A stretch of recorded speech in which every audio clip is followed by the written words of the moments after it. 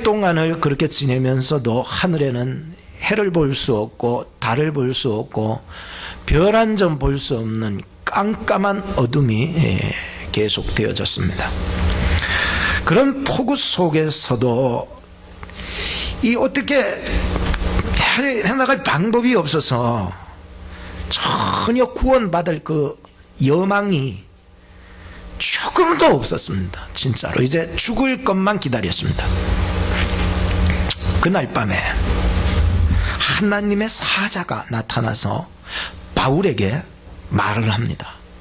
두려워 말라. 하나님이 너와 함께하고 너와 함께 타고 있는 이 모든 행선자들 다 살려줄 것이니라. 이 약속을 딱 해주시니까요, 이 약속의 말씀을 받고 나가서 행선자들 앞에서 외쳤습니다. 여러분 안심하세요. 하나님께서 천사를 보내서 저에게 말씀하셨습니다. 하나님이 우리와 함께 하시고 우리를 다 살려주신다고 약속했습니다. 저는 하나님을 믿습니다 라고 강하게 얘기하게 되었었습니다.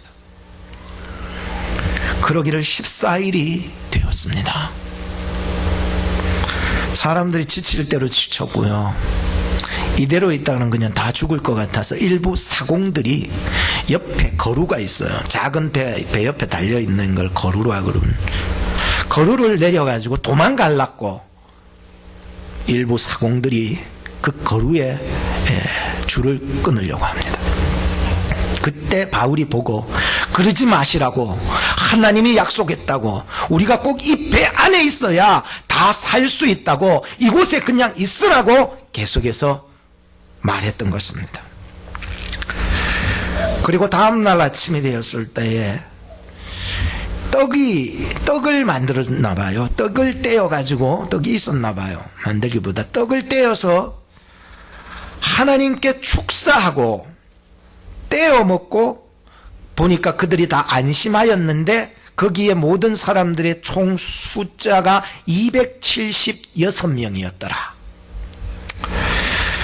그때 마침 배가 떠밀려 가면서 어떤 한 섬에 도착을 하게 되는데, 그 섬이 멜리데 섬이라고 하는 곳이었습니다.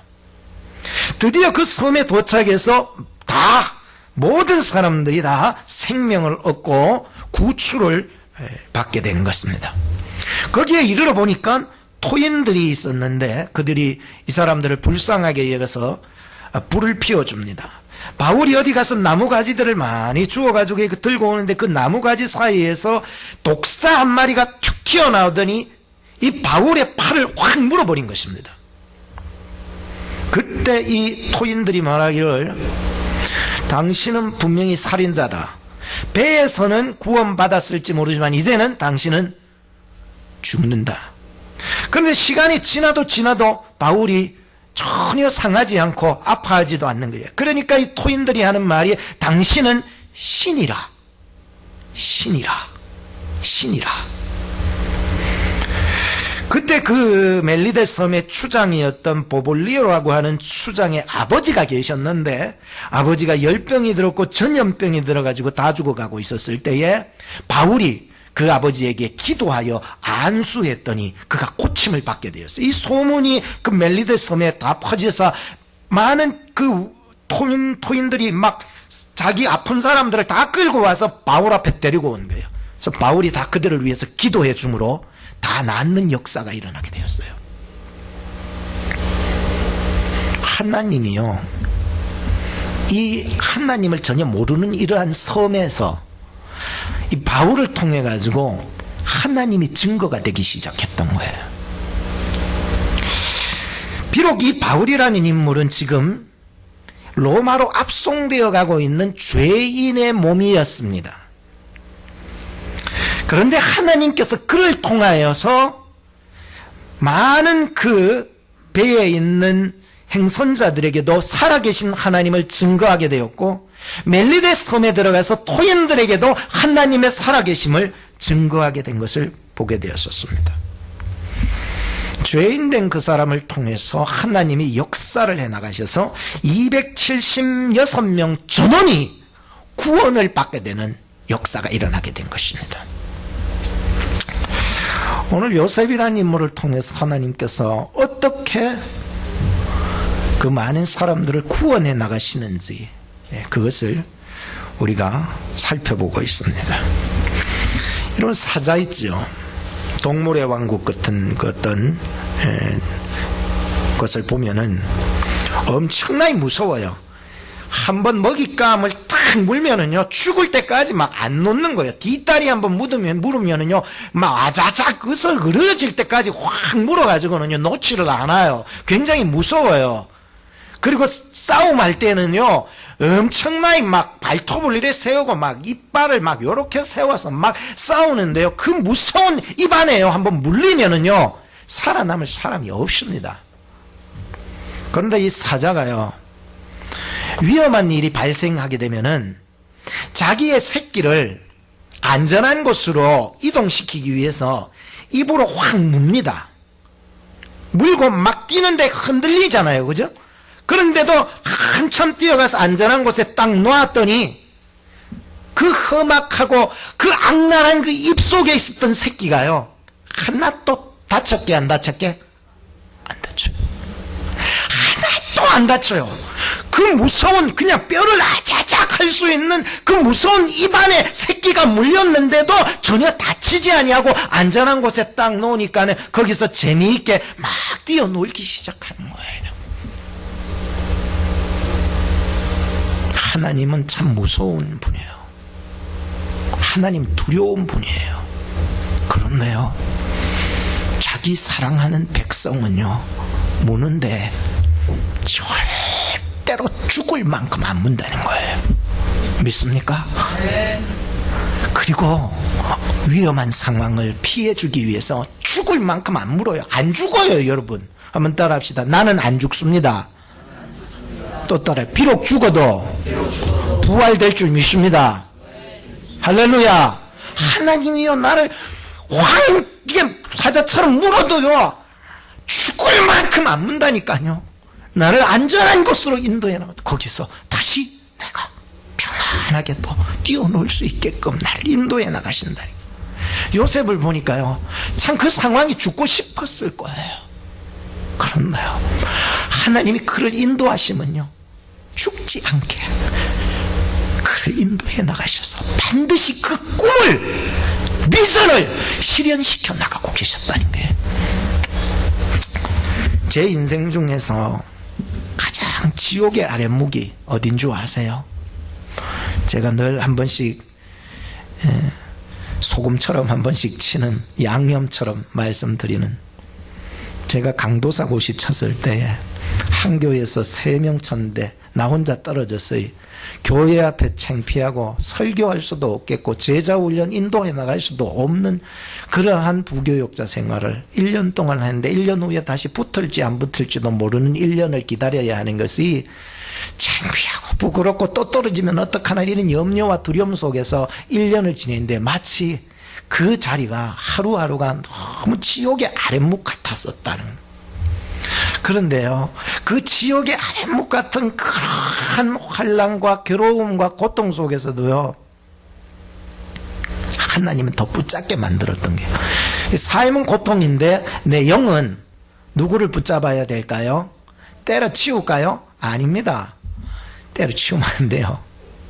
삶이 고통스러울 때일수록 제가요, 하나님을 더 붙잡고요, 새벽 기도할 때마다 하나님이 메시지를 줬어요. 내가 너를 사랑한다. 하나님 사랑하는 거 아닌 것 같아. 내가 너를 사랑한다. 내가 너를 눈물이 펑펑펑펑 쏟아. 이 정말로 창피하고 정말로 또 붙을지 안 붙을지 또 1년 후를 기다려서 지금 이런 속에서 정말로 기다려야 되는 이런 시간이요, 저에게는요 너무나도 지옥 같은 시간이었어요. 막상 당일날이 되니까는 마음이 담담하더라고요. 하나님이 확신 주시더라고요. 시험 치러 가기 전에도 눈물이 펑펑 쏟아지고, 시험 치는데 땀만 보이니까는 그때도 눈물이 펑펑 쏟아지고, 나중에는요 합격증을 받아 나서도 이제 눈물이 펑펑 쏟아지는 거예요. 주여, 은혜를 받으면은요 답만 보이는 거예요. 여러분 인생에 답이 없습니까? 그래서 답답합니까? 울어야 답이 있죠. 엎드려야 답이 있죠. 하나님께 구해야 답이 있죠. 고통 속에 힘들고 어려워서 맨날 답답하다 그러지 말고 하나님을 구해야죠. 그런데 하나님이 그때마다 내가 널 사랑한다는 거예요. 그러니까 그 힘 버티고 살아가는데 나중에 결과적으로는요, 하나님이 눈물로 합격증을 주신데, 이게요, 차를 몰고 오는데 긴 터널이 있어요. 고속도로에. 그 긴 터널을 지났는데 소낙비가 확 내리는데, 이게요, 앞에 이 빈지 눈물인지 모를 정도로 막 오는데, 이 기쁨과 환희와 영광이요, 너무 좋은 거예요.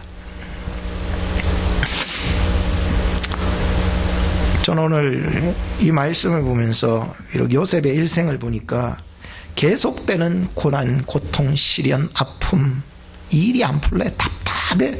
여러분, 그동안 답답한 설교 들었었어요. 그런데 하나님께서 오늘 이 말씀을 통해서 여러분의 인생의 방향을 전환시켜 주시는 그 분기점이 되기를 주의 이름으로 축복합니다. 우리 교회도요, 어떤 한 분기점이 있어야 되거든요. 인생에도 분기점이 있듯이.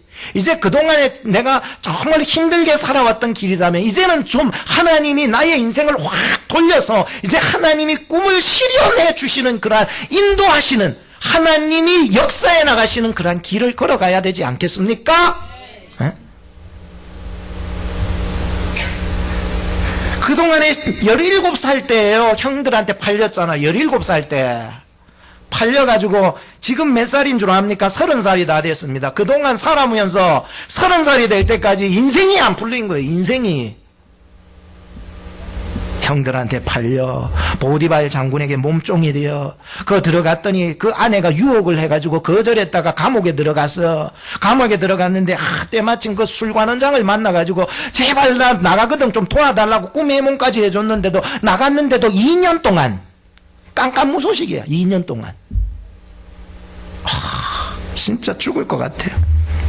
뭔가 좀 너무 답답해요.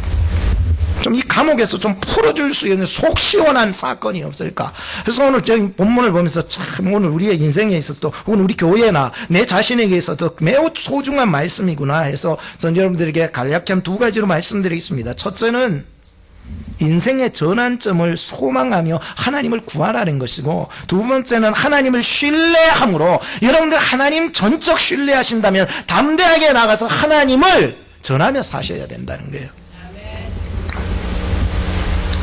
인생의 전환점을 소망하면서 하나님을 구해야 합니다.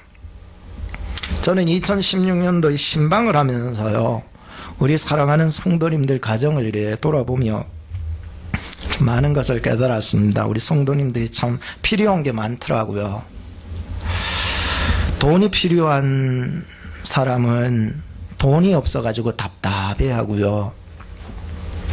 건강이 필요한 사람은 건강이 없어가지고 답답했어요. 자녀가 말을 안 들어가지고 답답하고요. 가정에 회복이 되어야 되는데 회복되지 않으니까 답답해요. 나는 차가 꼭 필요하다 그래가지고 차가 필요한데 차가 없으니까 막 답답한 거예요.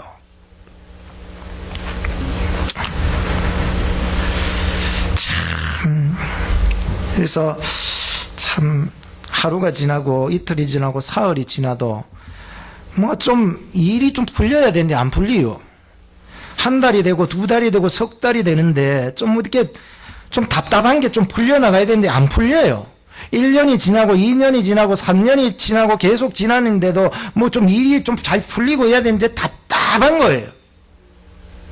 좀 속이 확 뻥 뚫려버리고, 이 속에 속 시원한 일이 말이에요, 하나님 안에서 활짝 열려질 수 있는 그러한 일들. 돈이 없어서 답답해하는 자에게 하나님이요, 좀 물질의 축복을 막 돈벼락을 그냥 그날 밤에 그냥 천장에서 막 $100짜리가 훅 좀 떨어져가지고 막 돈벼락을 맞아가지고 막, 생각만 해도 기쁘십니까?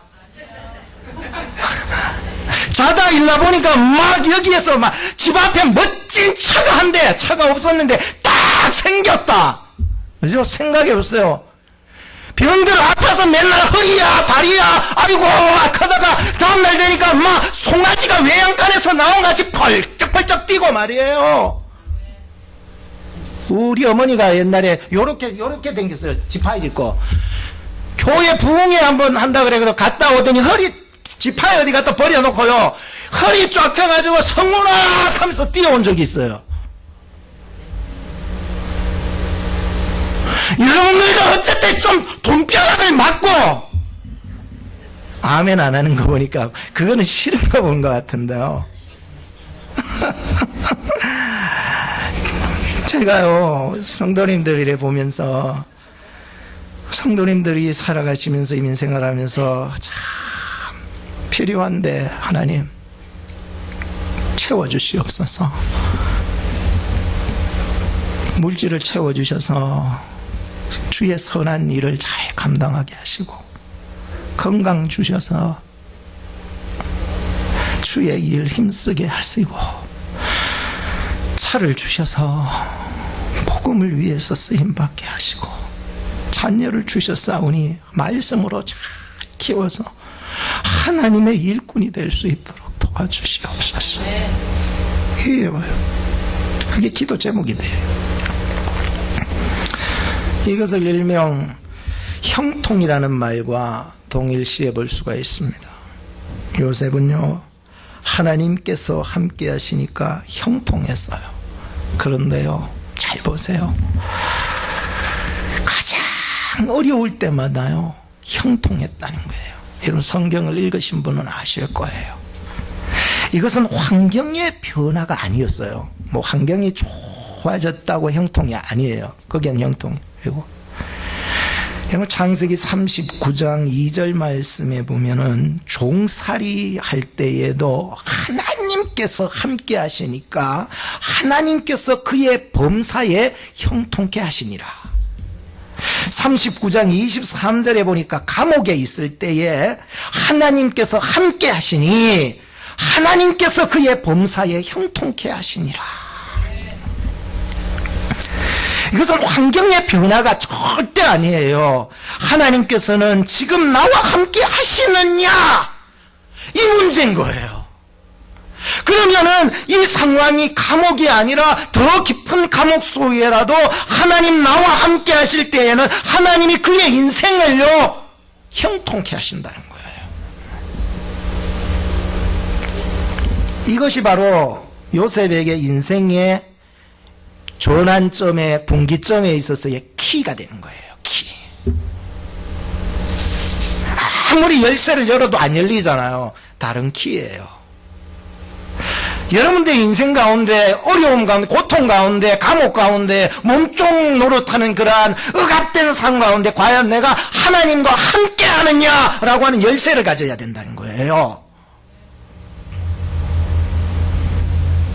어떤 유학생이 참 유학 와서 하나님 참 차가 필요한데요. 차가 없을 때에는요 다른 사람에게 부탁해서 차를 타고 또 교회도 오고 예배마다 참석해서 하나님 앞에 이렇게 열심히 교회도 나오고 막 이렇게 일을 하기 시작했습니다. 그런데 이 학생에게 돈이 조금 생기기 시작했어요.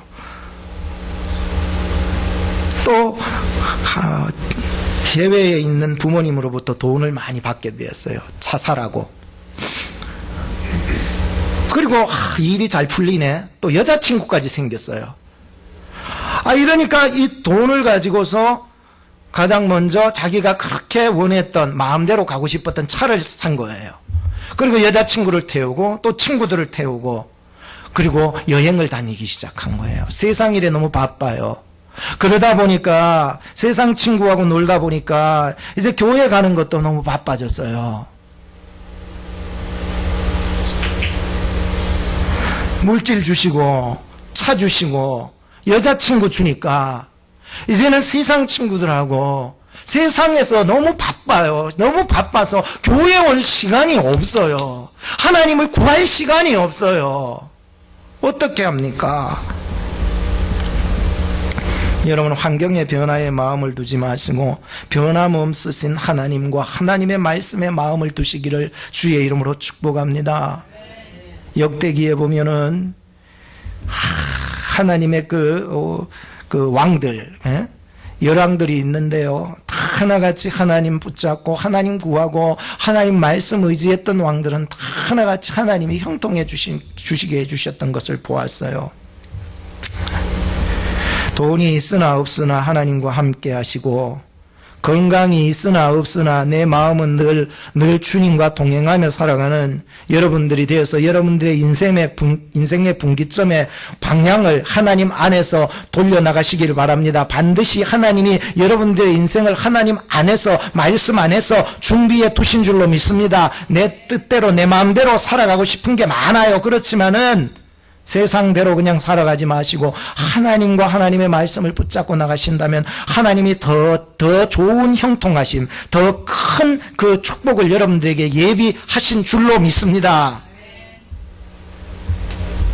역대하 14장에 보면은 아사왕이 나오는데요. 아사왕은 유다 왕들 중에서 가장 처음 선한 왕이라고 일컬음을 받았던 왕입니다. 그런데 그가 이방 우상도 파괴하고 하나님 구하고 말씀대로 살아가서 평화를 이루었는데 나중에 그가 왕이 된 지 39년 되었을 때에 발에 병이 든 거예요. 그때 성경을 보니까는 심히 중하여 병이 있을 때에 저가 하나님께 구하지 아니하고 의원들에게 구하였더라. 이런 똑같은 말씀이 이렇게 있어요. 우리가 무슨 어려움이 생겼을 때에 늘 하나님을 구하고 끝까지 하나님을 찾을 수 있는 저와 여러분이 되었으면 하는 것입니다. 혈루증 여인도요, 많은 의원들에게 많은 괴로움을 받고 있던 차에 몸은 점점 더 힘든 그런 일이 있었을 때에 예수의 소문을 듣고는 사람들, 무리들 가운데 삐집고 들어가서 예수님의 옷자락만 만지면 내가 나을 것이라는 확신으로 만졌더니 고침받게 되었습니다. 히스기야 왕도요, 자기가 죽을 것을 알았을 때 벽을 보고 통곡하며 울어서 하나님의 은혜를 구했더니 15년의 생명을 연장시켜 주셨습니다. 하나님이요. 요셉이요, 아무리 답답해도요 하나님의 때를 기다릴 줄 알았어요. 하나님의 일하심을 기다릴 줄 알았어요. 하나님을 구했고요, 하나님과 함께 했던 사람이에요. 하나님의 뜻을 이루어 나가려고 그렇게 살았던 사람이었어요. 술 맡은 관원장 다 나와 동구에도 2년 동안이나 묵묵무답이에요. 그냥 아무 소리도 없어요. 좀 도와줬으면 얼마나 좋을까. 그럼 조금이라도 일찍 나갔었을 텐데 한데 그건 내 생각이지요. 그러던 어느 날 하나님께서 역사하기 시작하신 거예요. 애굽 왕에게 꿈을 주신 거예요. 아름답고 살찐 7 암소가요, 그 나일강에서부터 쫙 나오더니 갈대밭에서 풀을 뜯어먹고 있었어요. 근데 잠시 후에 흉악하고 파리한 빼짝 마른 그런 7 암소가요, 그 나일강에서 또 툭 튀어나오더니 이 아름답고 살찐 7 암소를 확 잡아먹었는데 아무리 다 잡아먹어도 이 살찐 표시가 안 나는 거예요. 깜짝 놀라서 바로왕이 일어났는데 다시 또 잠을 자서 또 꿈을 꿨는데 두 번째 꿈이야. 무성하고 충실한 7 이삭이 딱 올라오는데 잠시 후에 세약하고 빼짝 마른 7 이삭이 딱 올라오면서 그것을 삼켜버린 거예요.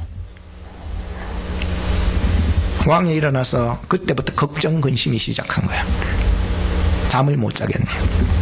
그래서 애굽에 있는 모든 술객들과 박사를 다 불러놓고 이 꿈이 어떤 것이냐 해석하라니까 한 사람도 해석하지 못했더라. 그때 술 맡은 관원장이 누구를 기억했더라? 요셉을 기억했더라. 우리가 가장 어려울 때 예수님을 생각할 수 있다는 것, 너무 소중한 것입니다.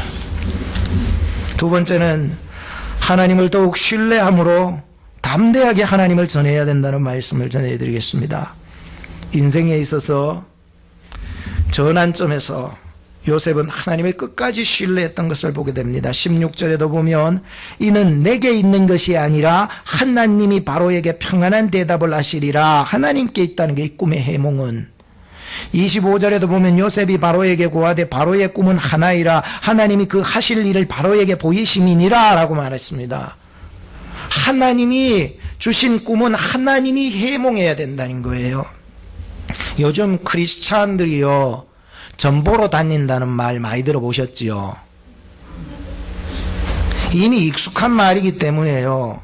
물어보면 아이 김 집사 갔다 왔다며 어떻던가 아니다 내 재미로 본 거다 그거 아니다. 우리가요 하나님을 신뢰해도요 재미로 이렇게 하는 게 아니에요. 하나님을요 밑에 끝까지 신뢰하고 끝까지 나가. 궁금하겠지요. 내 자식이 요번에 수능 쳐가지고 붙을지 안 붙을지, 내 자식이 요번에 뭐 직장이 요번에 될지 안 될지 좀 궁금하지요. 하나님께 구하셔야지요. 그때마다 궁금하니까 점쟁이한테 찾아가가지고 어떻게 될 거냐고 물어요. 그러니까 점쟁이가 술수가 뭔 줄 아십니까? 이겁니다. 여름에는 물 조심하고 겨울에는 뭐 조심하라? 겨울에는 빙판 조심하라, 얼음 조심하라 그럽니다. 다 그 얘기입니다. 다 똑같아요. 한번 다 들어보라는 말을 하기만 하게. 다 똑같으니까 뭐 들어볼 그것도 없어요. 너희 집에 사과나무 있지? 어떻게 알았어요? 내가 점쟁이야. 신통방통 대방통 무당 멋쟁이 이러지. 신기하게 생각하니. 근데 우리 집에 사과나무 없어요. 그러면은 그거 있었으면 재수 없었을 거야. 뭐 그게 말이라고 하는 거예요. 아니면 그만이고 막. 이게 점쟁이들의 술수라는 거예요. 어떤 신학생이 하나님을 배우고 익히고 했던 그 신학생이 다 신학 공부를 하고 선교지로 가야 되는데 어디로 가야 될지 궁금해서 점쟁이를 찾아가서 물어봤다고 신문에 나오지 않았습니까? 사실상 이 신학교들이 많아가 목사들이 많거든요. 자기가 어디로 가야 될지 몰라요. 사울왕 아시죠?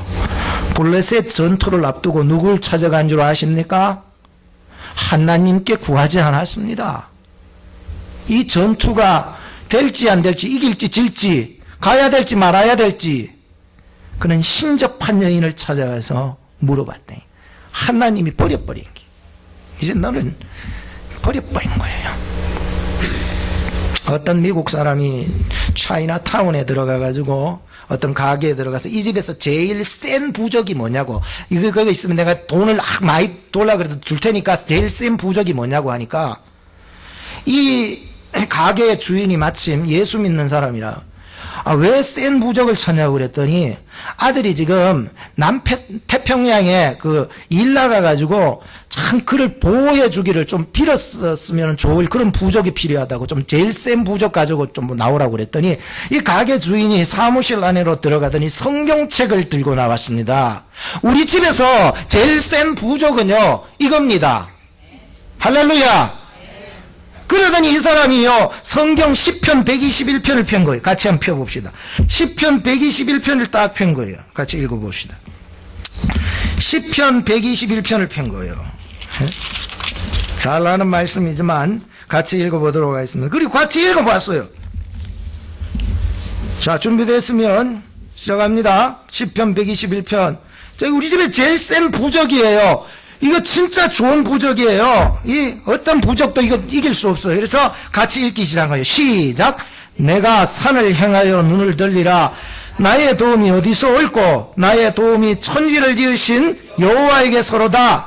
여호와께서 너로 실족지 않게 하시며 너를 지키시는 자가 졸지 아니하시리로다. 이스라엘을 지키시는 자는 졸지도 아니하고 주무시지도 아니하시리로다. 여호와는 너를 지키시는 자라. 여호와께서 너의 우편에서 너의 그늘이 되시나니 낮에 해가 너를 상치 아니하며 밤에 달도 너를 해치 아니하리로다. 여호와께서 너를 지켜 모든 환난을 명쾌하시며 또 내 영혼을 지키시리로다. 여호와께서 너의 출입을 지금부터 영원까지 지키시리로다. 할렐루야. 자기 집에 이만한 부적 없다. 이만한 부적 없다. 이거 얼마냐고 그러니까 공짜라고. 당신 가져가. 그 사람이 이거 읽고 하나님을 믿게 된 거예요. 하나님은 세상의 그 어느 부족보다 강한 능력, 한번 따라합시다. 하나님은 창조자, 하나님은 전능자, 하나님은 나의 아버지. 이 하나님이 여러분과 함께하고 계심을 믿으시기 바랍니다. 이면 가지고 이 한 주간 살아갈 때 하나님이 여러분 복 주시나 안 주시나 보세요. 주실 수밖에 없지. 어디 세상 부족 않고 무당신앙 가지고 살아가려고 이러면 안 돼. 결론을 짓겠습니다. 엘리야는요, 갈멜산에서 바알 선지자, 아세라 선지자 850명과 자기 한 명과의 싸움에서 이겼습니다. 바알이 하나님이면 그를 쫓으라, 그러나 여호와께서 하나님이시면 그를 쫓으라고 담대하게 하나님을 그들 앞에서 증거하기 시작했던 것입니다. 예수님께서 12 제자들을 세상 가운데 파송하실 때 이런 말씀을 하셨습니다. 또 너희가 나를 인하여 총독들과 임금들 앞에 끌려가리니 이는 저희와 이방인들에게 증거가 되게 하려 하심이라. 너희를 넘겨줄 때에 어떻게 토는 무엇을 말할까 염려하지 마라. 그때에 무슨 말을 할 것을 주시리니 말하는 이는 너희가 아니라 너희 속에서 말씀하시는 자 곧 너희 아버지 성령이시니라.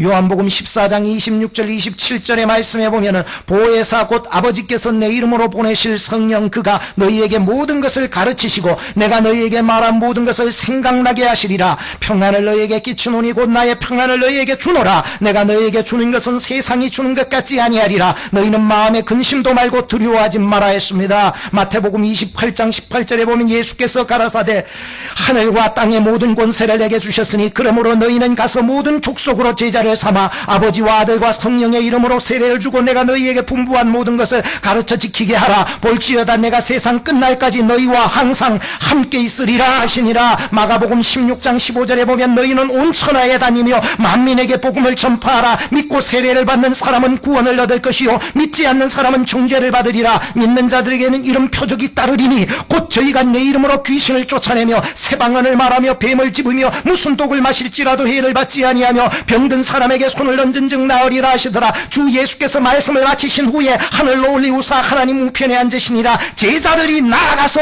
두루 전파할세 주께서 함께 역사하사 그 따르는 표적으로 말씀을 확실히 증거하니라 라고 말했습니다.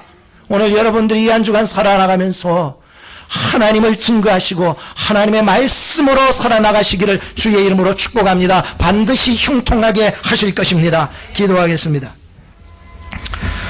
하나님과 함께함으로 형통한 성도님들 다 되게 하옵소서. 물질, 건강, 가정의 어려움에서 방향 전환이 일어나게 하옵시고 창조자, 전능자, 우리의 아버지 되신 하나님을 신뢰하고 더 신뢰하게 하옵소서. 우리를 통하여 하나님이 증거되게 하시고 구원의 역사에 동참하는 성도들이 되게 하옵소서. 예수님의 이름으로 기도하옵나이다. 아멘.